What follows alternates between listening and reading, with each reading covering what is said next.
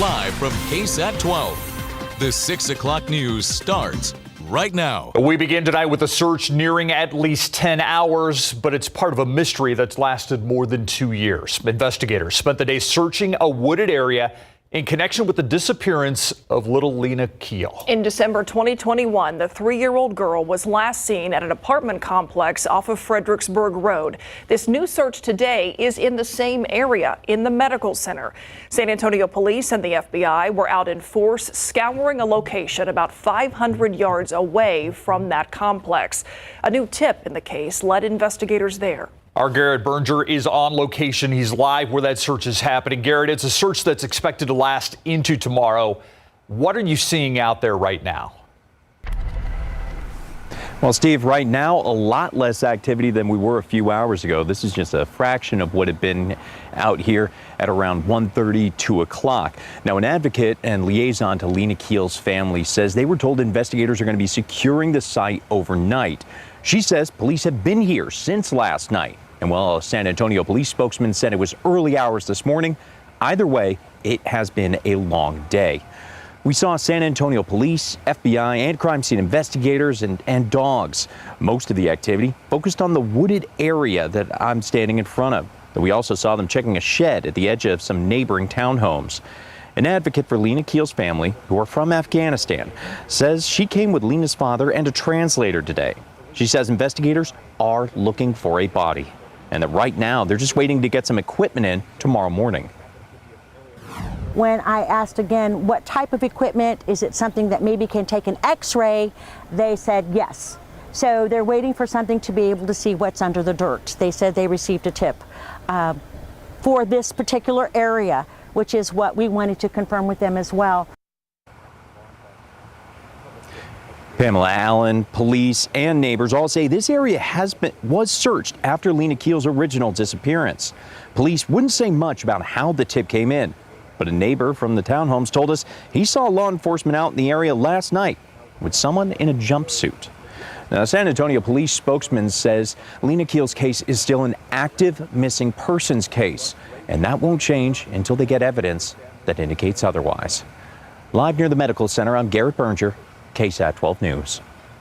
Thank you, Garrett. Now, KSAT's been following the case of Lena Keel since she disappeared in 2021.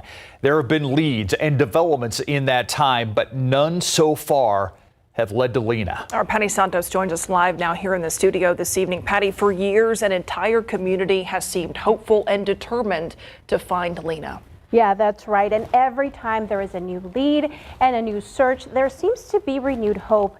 Here's a look at the timeline of this case. December 20th, 2021, 5 p.m. was the last time Lena Keel was seen playing in the playground of her apartment at Fredericksburg and Blue Mill Road. Around 7 p.m., San Antonio police were called and an Amber Alert was issued. 2 days later, December 22nd, the FBI deployed their child abduction rapid response team, and the Islamic Center of San Antonio announced a $75,000 reward for leads. On Christmas Eve, police released video of Lena.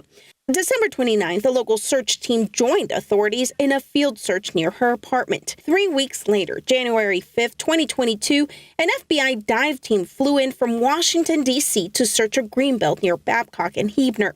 6 months into the search, Chief William McManus told KSAT there's no leads on her whereabouts. On the 1-year mark of her disappearance, SAPD released new video of Lena from a home security camera. She was seen in the playground minutes before she vanished. In February 2023, an age progression sketch was released in hopes of generating new leads. 2 months later, Lena's father volunteered to take a polygraph test at the FBI field office. And Lena's family, along with a local nonprofit, have teamed up with an independent investigator to follow up on any leads. Very much a mystery still tonight. Yeah. Thanks, Patty. All right, thank you.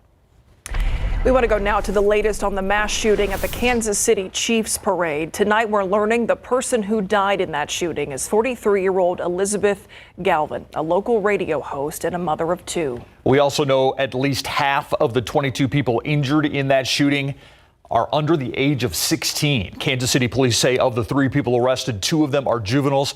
There are also tales of heroism, though. This video shows 2 people taking down a man believed to be one of the suspects in the shooting. I didn't hesitate. It was just do it. So I went to go tackle him, and another gentleman did the same thing. I heard that get him. I saw a flash next to me. I remember I jumped and remember thinking, I hope this is the food they were talking about.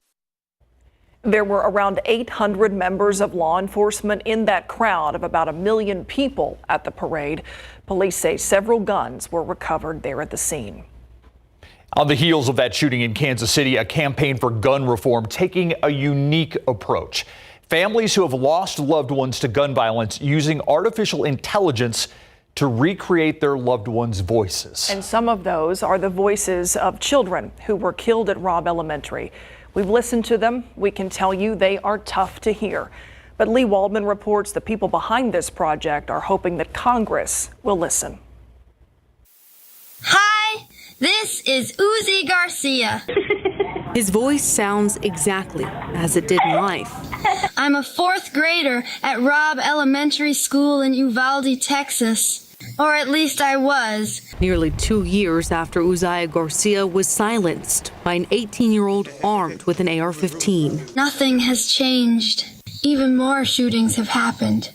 That's why my family recreated my voice using AI to call you today. Brett Cross, Uzziah's guardian, is working with gun violence reform organizations, Change the Ref and March for Our Lives, for a new campaign, The Shot Line. These politicians, they'll try to ignore us. They get tired of hearing our voice. Maybe they'll listen to his voice. Cross and the families of 5 other gun violence victims used artificial intelligence to recreate the voices taken to call on elected leaders. Because our stories need to be heard, and who better to tell them than us? But we can't do this alone. So we created the Shot Line. The website works by typing in your zip code and clicking on a representative to forward one of the recorded calls to. Their goal, to inspire changes to gun laws to keep shootings like what happened in Kansas City just yesterday from continuing to happen. This is America. It's not a matter of if it's going to happen, it's a matter of when. Lee Waldman, KSAT 12 News. Like we said, tough to hear. They hope to have the other families who've been impacted by gun violence join in this campaign as well. We will have a link to the Shot Line on our website on KSAT.com. Let's go to the courthouse now, and no emotion from a man accused in the brutal attack of his ex-wife and 2 young daughters, as it was announced he'll be facing the death penalty. Former nurse practitioner Stephen Clare facing multiple charges for the April 2023 attack against his family that ultimately killed his 11-month-old daughter. In court this morning, the state announced they would be seeking the death penalty in this case. The last time a death penalty case was heard in Bexar County in 2021, when this man, Otis McCain, was sentenced to death row after being convicted of the murder of SAPD Detective Benjamin Marconi. The presiding judge in that case tells us that these cases can take some time to get to trial, and jury selection, just that process, could take 4 to 5 weeks. Usually, the parties select about 5 individuals to interview per day. Each day, each person goes through about an hour plus of time being interviewed by the court, the defense, and the state. I also want to be clear, Judge Ron Hill is not involved in this case. Stephen Clare will return to court on March 4th. A scheduling order will be decided upon at that point, which gives us sort of a timeline of how this case will move forward. 25 years, that is how much time a judge handed down to Mark Champeau for murder. He pleaded no contest to stabbing Brian Aguilar outside of a bar in 2022. Our Daniela Ibarra shows us the emotional statements from Aguilar's family made directly toward his killer. I hate you. You're hated by many, and I wish nothing but the worst of you for the rest of your pathetic loser life. A Bexar County courtroom filled with people and pain. ¿Con qué derecho tú le quitaste la vida a mi hijo? What right did you have to take my son's life away? The family of 25-year-old Brian Aguilar condemning his killer. You get to breathe and Brian doesn't. Police say Mark Champeau stabbed Aguilar to death outside a bar in June of 2022. A witness told investigators Champeau asked for help to destroy the knife used in the stabbing and spray painted his truck. Look at me. Look at me. Look at me. Yeah, you can't because you're a coward. Champeau had several bond and protective order violations, including an assault bodily injury charge where he served 6 months. His mom and friend testified to Champeau's character, calling him a good person. But Aguilar's family says his actions show the opposite. I feel nothing but hate and disgust toward you. Despite the pain the loss has caused, Aguilar's mother, Elsa Rodriguez Valadez, says she believes in divine justice. Y te perdono con todo mi corazón. And I forgive you with all my heart. Danielle Ibarra, KSAT 12 News. Let's take a look outside with live cam. A little warmer out there today, but also a lot more humid as we wait on this rain, Adam. Yeah, you noticed that. You could feel it a little bit in the air, right? You could. And here's another thing I want to point out about today, and we'll never forget it. Remember we had 3 years ago, we had the snow, right? Valentine's Day night, and then into the very early morning of the 15th, which today, 9 degrees. This morning, back in 2021, that's a record low for the day. Not the all-time record low. The all-time record low in San Antonio is 0. And it takes snow on the ground for us to get that cold. But it's another weatherversary today. We go back to 2019 and we set the record high of 86. So just interesting facts for today. Warm, cloudy this evening, light rain gradually developing. Notice those rain chances jumping up overnight. We'll make it up to 40% even during the day tomorrow. We'll talk about who's going to see most of the rain and how much we'll get in just a bit. Thank you, Adam. Let's go to traffic authority right now. And this is I-35 at Randolph, and you can see very slow going in this area, which is not really anything new. There's a lot of traffic construction going on, trying to build some of those elevated roadways there. Again, this is I-35 at Randolph Boulevard. Really slow in this area in particular because this is where traffic is getting onto I-35 from Randolph. Coming up, we all know they're bad for your health. So how many cancers are caused by smoking menthol cigarettes? We also have a number you can call right now if you are struggling to quit and need some help. And as we head to break, here's a look at what's coming up on the Night Beat tonight. A mother mourning her daughter paid thousands for a headstone that was never delivered. We found a handful of other families saying the very same thing. We investigate the company's owner, who they say took that money. To 10.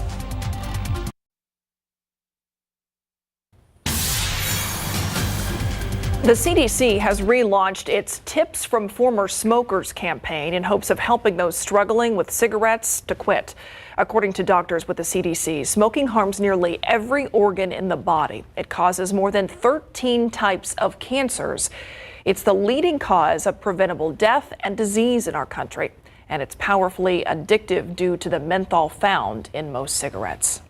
Menthol is an ingredient that tobacco companies add to cigarettes that makes it easier to start and harder to quit. The campaign features 7 former smokers telling their stories to becoming smoke-free. Angie P. smoked for nearly 30 years, and smoking forced her to stop singing, but it did save her life. I know it's hard to quit, but it's worth it. Your life is worth it, and your health is worth it. If you or anyone you know is looking for some help to stop smoking, call 1-800-QUIT-NOW. Right now on KSAT.com, another big name coming to the Frost Bank Center. Jennifer Lopez bringing her This Is Me Now, the tour, to San Antonio on July 5th. J-Lo last went on tour in 2019. This is her first new album in nearly a decade. If you want to get your hands on some tickets, we have a link on KSAT.com. Just scan this QR code on your screen. We got a lot of big shows coming our way. Yeah. In the near future. And not all at the Frost Center. There's some at the Alamo Dome. Yeah, that's pretty cool. Yeah. We got rain coming our way too, Adam Cassidy. Yeah, a little bit. Don't get your hopes up, though. This is not going to be a big rain for us. I'm sorry, not around San Antonio. Now, if you're watching farther south of Highway 90 and a little closer to the Gulf Coast, you have a little bit more to look forward to. Take a look at our rain chances as we go through the night tonight. By 1 a.m., they're up to 40%, so scattered activity, and that's going to be the case through the morning commute. But I don't anticipate many impacts to the morning commute just because it's going to be very light in nature. Okay, we need the rain. You look at the drought monitor, a previous drought monitor there. We go back to January 1st, and then we advance it into today's, and you see the big improvement. It was good to see that improvement, but obviously we have more ground to make up. You know, between I-37 and I-10, not even considered abnormally dry. You get into the drought situation, San Antonio and up into the hill country. And as a state as a whole, 21% of Texas is considered in drought. But this red area, Blanco to Kerrville, Sisterdale, Bernie, Bandera, Lake Hills, Mico. That's where we need the rain the most. Let's take a look at our potential. We're not going to see much. We're going to be right on the edge of this area, this batch of rain that moves in from the south, and we'll just get scraped here in town, maybe a few hundredths to a tenth of an inch around Bexar County, and then higher accumulations as you go south and east. Victoria closer to half an inch, Beeville potential of about 3/4 of an inch to an inch, and from Laredo to Corpus Christi, and especially down toward McAllen and Brownsville, 1 to 3 inches possible. So that's where the sweet spot's going to be. It's not going to be where we need it here in our neck of the woods. As I mentioned, the rain coming in from the south later on tonight, very light in nature here and there through the night. And then I know you see these yellows on the screen. I think that's a little aggressive.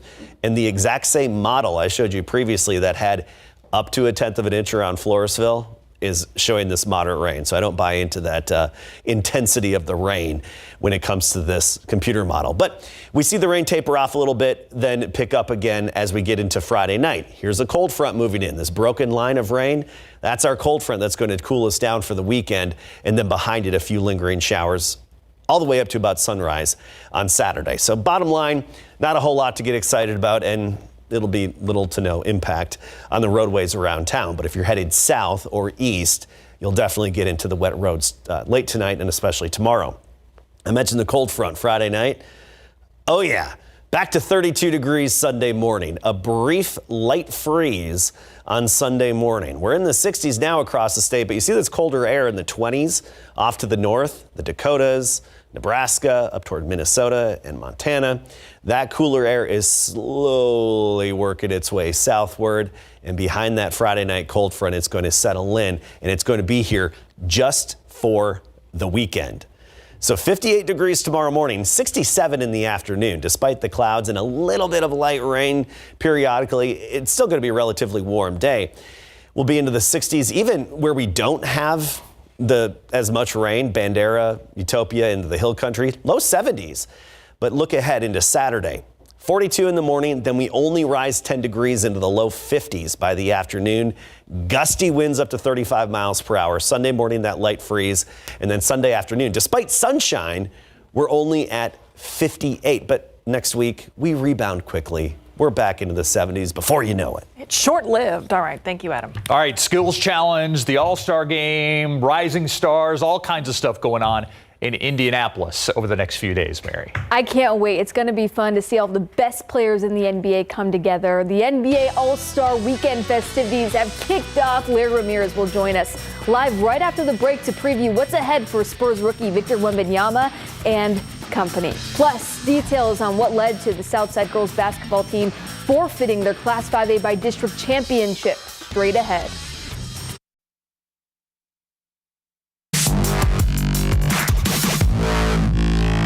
We have new details regarding the Southside girls high school basketball team forfeiting their Class 5A by district championship win due to an ineligible player. Sports director Larry Ramirez spoke with Cardinals head coach Jessica Cardenas to confirm that the UIL deemed the player ineligible because the player picked up a technical foul in the previous outing. So the player was supposed to sit out the entire playoff game, although Cardenas says there was a miscommunication with the referee crew that led her to believe differently. As a result, Burbank will instead advance to play Wagner in the second round tonight.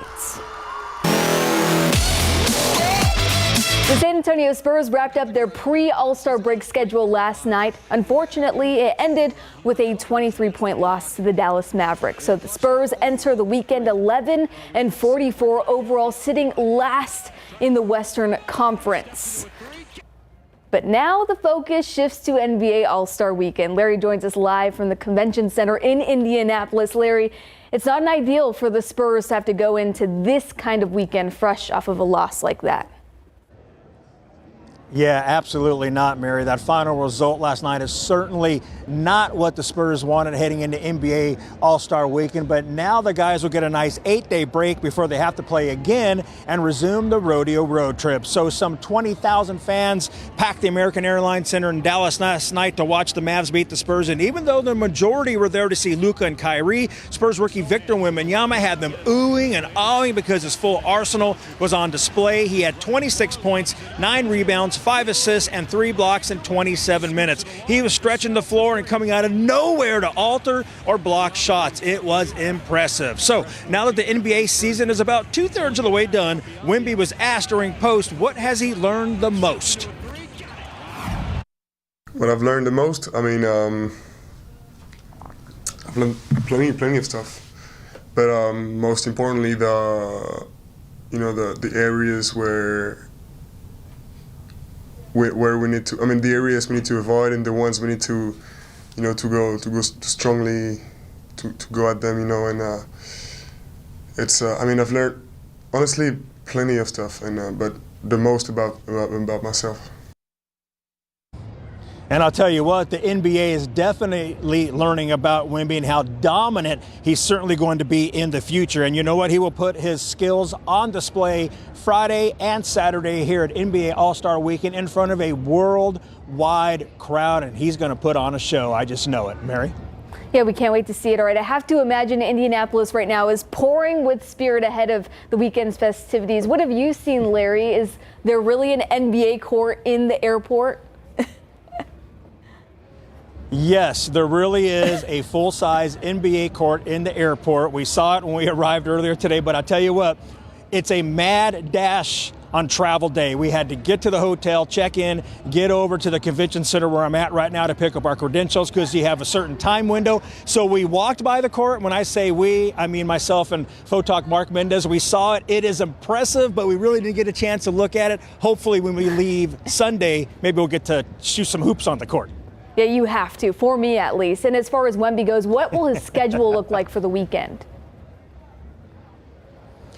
Well, we talked to him last night after the Mavericks game, and he was asked by one of the reporters, hey, are you going to go do any of the parties or any of that kind of stuff? And he said, no, absolutely not, because his schedule is so busy. It's so packed. He has a lot of responsibilities just on top of his media veil, Rising Stars practice, the skills practice. So he's not going to have a chance. Plus, you know what? He likes to go to bed early and read. So even if he had the time, he probably wouldn't go out anyways. Mary, back to you. Totally understand. Awesome. Thank you very much, Larry. All right, before we wrap up sports, the UFL debuted its official league game ball. Here it is. This is what the San Antonio Brahmas will be playing with this upcoming season. The ball features some really cool features. You know, look at this lace.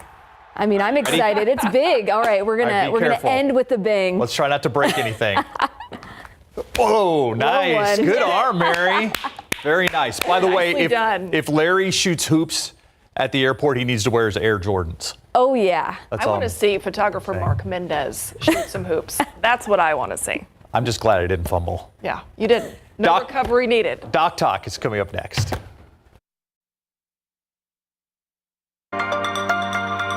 It is time now for Doc Talk. We are getting answers to some of the biggest medical questions of the week. We are joined now by Dr. Amy Cobb from University Health. Always great to have you here. Glad to be here. I want to start with a headline that some people might have seen this week. CDC reporting an 80% rise in syphilis cases from 2018 to 2022. So what do people need to know about this and need to know to protect themselves? Yes, so we're actually seeing the highest rate of new cases of syphilis in the U.S. since the 1950s, and in Bexar County it's even worse. So Metro Health put out a report that shows that between 2011 and 2021, there was a 110.9% rise in the case of primary and secondary syphilis here in Bexar County. Wow. And syphilis is spread through sexual contact, but also from mother to baby. And congenital syphilis is when a baby gets syphilis from her mother, his or her mother. And in that, we're seeing 34.5% increase from 2018 to 2021. So I think it's very important, first of all, to know about safe sex practices.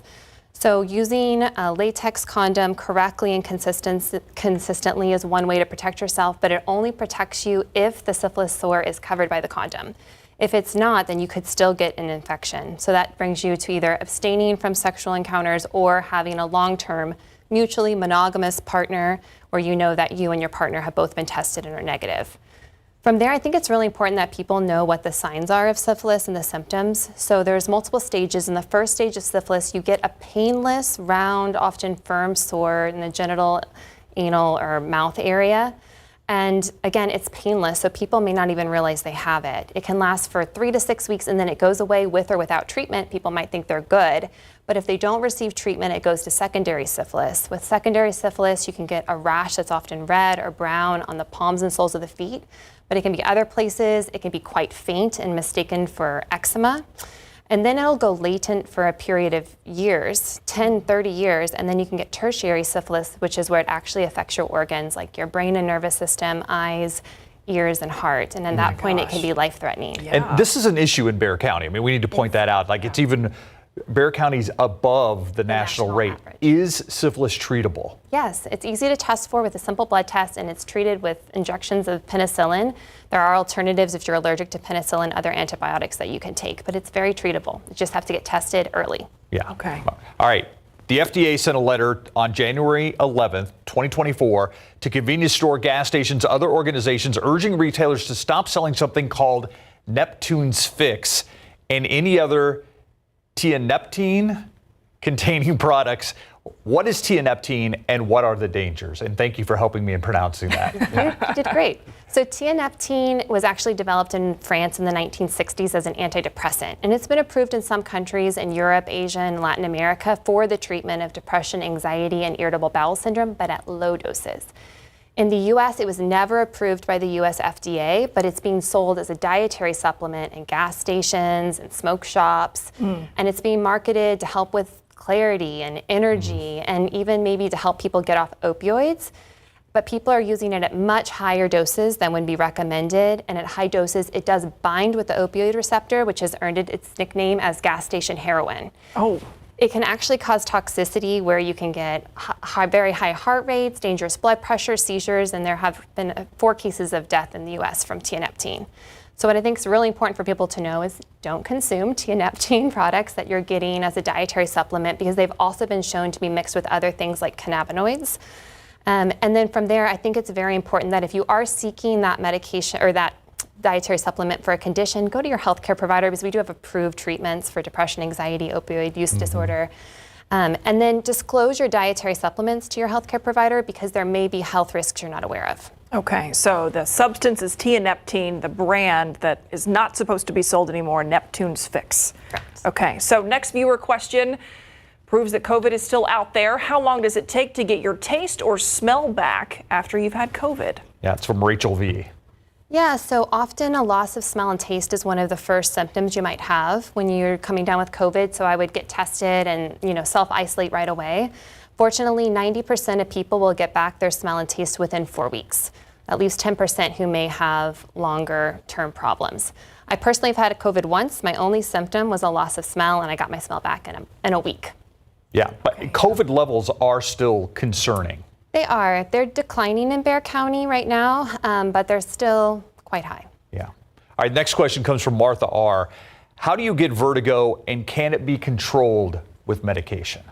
There are various causes of vertigo. So vertigo is a sense of feeling off balance or like the world is spinning. One of the most common causes I see is called benign paroxysmal positional vertigo, or BPPV. This is where there's calcium particles in the middle ear that get off kind of out of place. And you can actually treat it by doing funny little movements with your head and neck. You can do this, some providers can do this in the office, but we also have vestibular therapists, which is a special type of physical therapy to help realign your middle ear.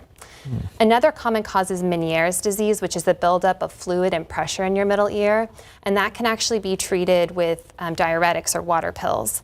There can be viral infections that can cause problems with your middle ear temporarily, and you can take medications like meclizine or Phenagrin or other medications. But I do want to mention there are some quite serious causes of vertigo, and this includes strokes, tumors, migraines. So I would encourage people to go to their healthcare provider to figure out what the cause is and then get the correct treatment. Yeah, definitely. Thank you, Dr. Cobb, for being here. Thank you. Appreciate it.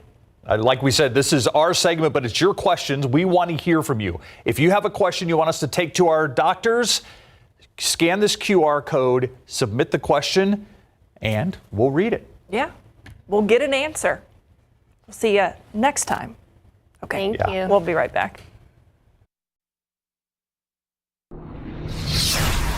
Buying a new home exciting, but whether you buy an old home or a newer one, surprises come with the territory. Always. Yeah. 12 on your side's Marilyn Moritz shows us some not so obvious products that could save you a lot of money down the road. Home ownership, it's great until it's not. Heavy rains flooded Paul Hope's lower level last fall. He even had a sump pump already installed. And we thought we had done what we needed to do by having a sump pump in the first place. Unfortunately, it failed while we were away. If your home's lower levels are prone to flooding, he says look for a sump pump with a battery backup for when the power goes out. Even without a flood, you want to avoid any water damage. That's where technology can save the day. A leak detector system will alert you to any leaks in your home, and that can save you thousands on potential repairs. Consumer Reports recommends this XSense Wi-Fi water leak detector. It has a hub with a siren and 3 wireless sensors so you can place them at trouble spots in your home. Then there's our humidity. It can creep into your house. A dehumidifier can reduce it. CR recommends this Medea large capacity dehumidifier. It removes moisture and is energy efficient. And this inexpensive gizmo is a humidistat. It can help you keep tabs on your home's humidity levels. A homeowner should also have a toolbox with essentials like a hammer, screwdriver, and drill. Put a few flashlights and extra batteries on your list, too. You'll want to keep your home secure, so this Simply Safe system got top scores in Consumer Reports tests. It has self or professional monitoring plans. Finally, for home safety, you're going to need these: a fire extinguisher and smoke detectors. Marilyn Moritz, KSAT 12 News. Speaking of humidity levels, I know, Adam, you said the rain's not going to be for everybody a big washout, but whoever sees it is going to be happy about it. Yeah, and it's humidity for everyone. Yeah, that's true. Humidity all around until that cold front hits Friday night. That's going to sweep away the humidity. And when we have the drier air, temperatures fall off more significantly, so get ready for a chillier weekend. 67 right now. By midnight, we're at 62. Tomorrow morning at sunrise, 58 degrees. A little bit of dampness, but very low impact. We'll have some light showers tonight and tomorrow, but the highest accumulations won't be in San Antonio. I'll break that down for you in just a bit.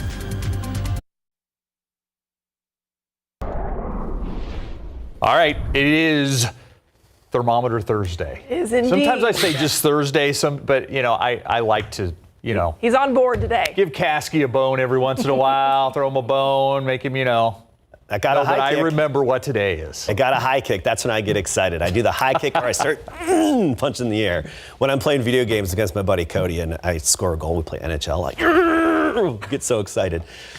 Nice. Breathe, Caskey, breathe. Calm down. Engine's running too high.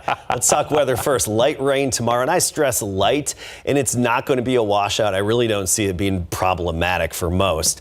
Chilly weekend with a light freeze, and then spring-like as we get into next week. Temperatures will rebound quickly after this weekend. All right, let's get right to it in terms of our rain chances. Becoming 40% tonight, tomorrow, and even again tomorrow night. And a few straggler showers could last through about sunrise on Saturday morning. So the coverage is decent. It's just going to be so light in nature. Already you're seeing some activity in deep South Texas from Corpus Christi down toward Brownsville, and the widespread cloud cover streaming in from the southwest. The clouds moved in yesterday, and now they're starting to generate a few showers. This dip in the upper level flow has amplified over the Baja Peninsula, and that's got some energy, but all indications are now that that energy is trending farther south and east of San Antonio. So most of the rain is going to be closer to the Gulf Coast and south of Highway 90. Water vapor imagery shows us just how much moisture is in the mid and upper levels of our atmosphere. And you see the purples and the bright blues. That's deep moisture to tap into. I just don't think we're going to be able to tap into a whole lot of it. Futurecast shows it nicely here. Just some very light spritzes and sprinkles by midnight. and through the night. Morning commute, a few wet roadways here and there, damp, I should say. Mainly that's going to be south and east of town. But notice how San Antonio is right on the edge of that rain band through the night and even the day tomorrow. It's not going to be an all-day rain, not going to be a washout by any means. Sunday night, we have this broken line of rain, and that's the cold front that's going to be moving in. And even behind that front, we could see a little bit of shower activity generating again Friday night. As for the rainfall potential, this is why it's nothing to get excited about. Maybe 1/100th of an inch to 1/10th of an inch here in Bexar County and surrounding areas. Once you get farther south of Highway 90 and even east of I-35, those numbers go up to an inch near Tilden, even Laredo to Corpus Christi, about an inch. You get closer to Falfurrias, McAllen, Brownsville, 3 inches of rain. So that's where the sweet spot is. We're really not going to be getting it in our drought-stricken parts of the hill country. It's just mainly going to be cloudy tomorrow. 67 right now, dew point of 59, so a hint of humidity in the air. Wind very light in nature. You're not going to notice it much tomorrow either, but you will notice it on Saturday behind the cold front. Tomorrow we start the day at 58, 64 at noon, 67 for the high. Still a pretty comfortable day temperature-wise, but get ready for the weekend. 42 Saturday morning, then only 52 by the afternoon. Not only that, windy, gusts up to 35 miles per hour. The wind subsides Saturday night. Clear sky, calm wind, dry air, temperatures plummet right down to near freezing. So a brief light freeze expected by early Sunday morning at sunrise. Luckily, there won't be a breeze at that point, so that's a bonus. Then we get into next week, and those temperatures rebound quickly back to spring-like temperatures by Monday and Tuesday. All right, I want to get into this. This is one of the difficulties I run into when I make thermometers for certain climates. So you see the snow in the background through the window there. This is a photo from my friends, the Tootlofts up in Minnesota. We go ice fishing near their place. And I brought them this I made this thermometer and brought it for them. It's the same one I had in the ice hut when I was out ice fishing. You got to travel with thermometers to see, what the conditions are. The range of it is -40 to 120. Okay, no big deal. But I have to get that kind of a range within a 6-inch tube of glass. I have 6 inches to work with in this case, and I have to meet that big range because that covers all the possibilities and then some in that area, in that part of northern Minnesota. This comes down to getting the bulb the exact perfect size to meet that range within a 6-inch thermometer. My success rate with these thermometers, only about 50%.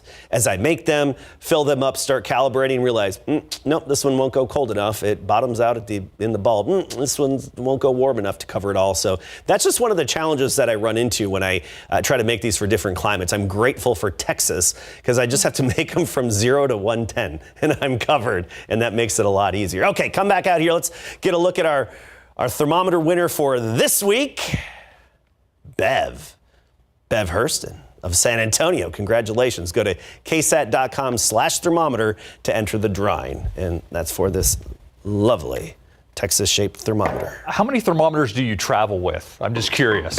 Sometimes several. It depends. Like the ornament size ones, sometimes I do. Usually I wrap them up in bubble wrap. And yeah. Do they have their own case?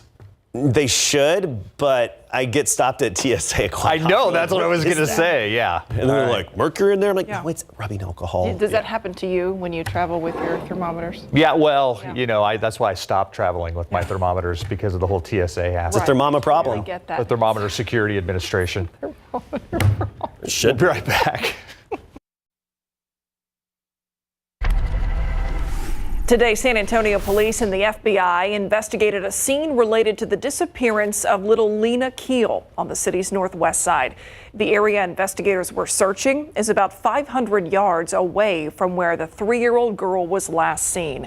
A San Antonio police spokesman said that Lena Keel's case is still considered an active missing person case, and that will not change unless they get evidence to show otherwise. The Bexar County District Attorney announcing his office will seek the death penalty for a man accused of killing his 11-month-old daughter as well as injuring his other daughter and wife in a brutal attack. Stephen Clare facing multiple charges for the April 2023 attack against his family. Clare's case will return to court on March 4th. Republican presidential candidate Nikki Haley making a stop in San Antonio tomorrow. The presidential hopeful will be at the Viva Via at the historic Market Square at 1:30 p.m. It's free. However, attendees must register prior to that event to get a ticket. A link to tickets is on our website at KSAT.com. And that's your 60-second recap. Thanks for watching. See you at 10.